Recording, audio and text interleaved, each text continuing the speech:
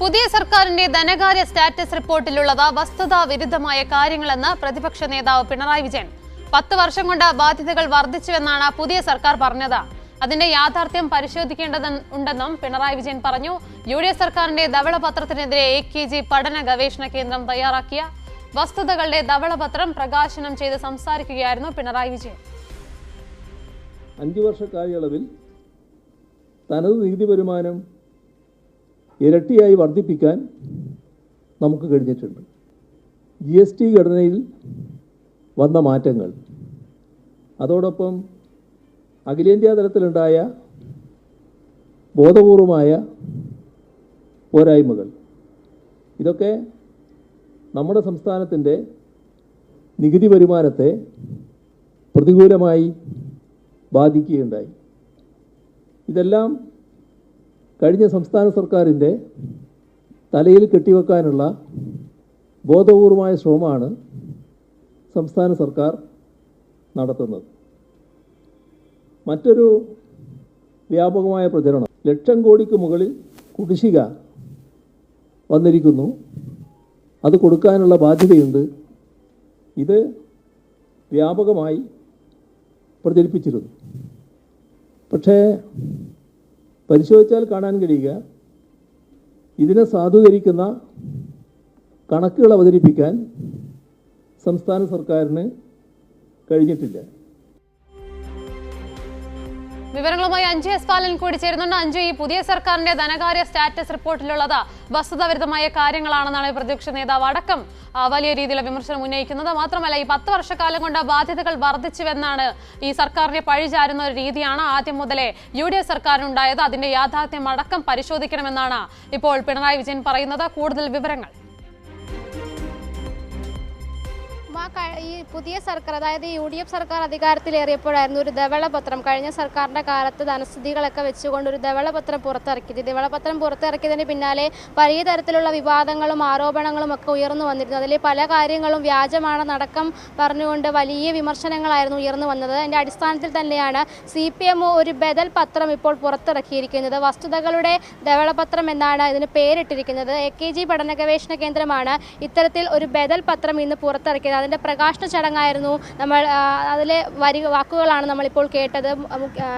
പ്രതിപക്ഷ നേതാവ് പിണറായി വിജയൻ സംസ്ഥാന സെക്രട്ടറി MV ഗോവിന്ദന് നൽകിയാണ് ഈ ധവളപത്രം പ്രകാശിപ്പിച്ചത്. അത് വസ്തുതകളുടെ ധവളപത്രം എന്നാണ് അതിൻ്റെ പേരിട്ടിരിക്കുന്നത്. അതിൽ കൃത്യമായി തന്നെ കഴിഞ്ഞ സർക്കാർ ഈ സർക്കാർ പുറത്തിറക്കിയ ധവളപത്രത്തിലെ തെറ്റായ പ്രചാരണങ്ങളെയും വ്യാജ പ്രചാരണങ്ങളെയും കുറിച്ചാണ് അതിൽ കൂടുതലായും കാര്യങ്ങൾ പരാമർശിച്ചിട്ടുള്ളത്. അതിനെപ്പറ്റി തന്നെയാണ് പിണറായി വിജയൻ ഇന്ന് സംസാരിച്ചത്. പിണറായി വിജയൻ കൃത്യമായി തന്നെ അതിൽ ഓരോ കാര്യങ്ങളും എടുത്തു പറയുന്നുണ്ട്.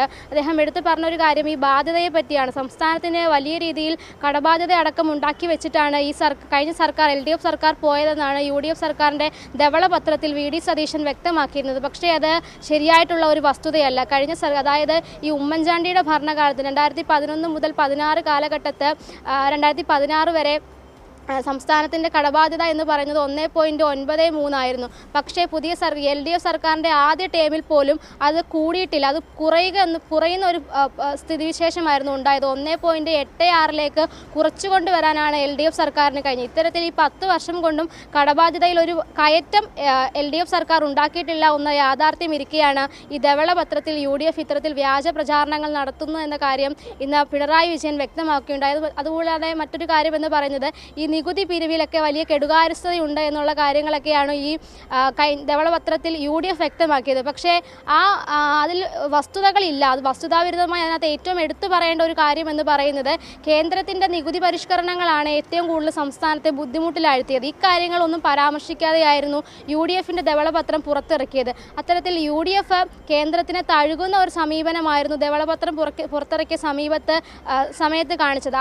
ആ ഒരു വ്യവസ്ഥയെ ഇന്ന് പിണറായി വിജയൻ കുറ്റപ്പെടുത്തുന്ന ഒരു സ്ഥിതി ഉണ്ടായിരുന്നു. അദ്ദേഹം കൃത്യമായി തന്നെ കേന്ദ്രത്തെ തഴുകുന്ന ഒരു സമീപനം VD സതീശൻ എടുത്തതിനെ കുറിച്ച് പറയുന്നുണ്ട്.